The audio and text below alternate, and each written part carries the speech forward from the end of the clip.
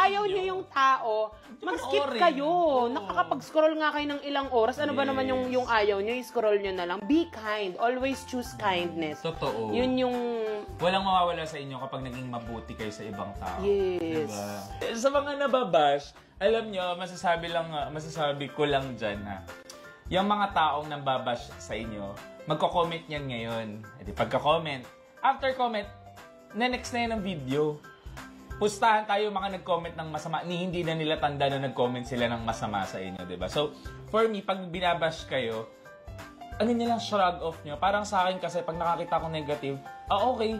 Kasi, as long as mas maraming positive, di ba okay pa pala ginagawa ko. Kasi hindi mo naman lahat mapiplease eh. Yes. And hindi naman tayong mabuhay para i-please yung ibang tao. Alam ko, usong maging people pleaser, pero not all the time, ha?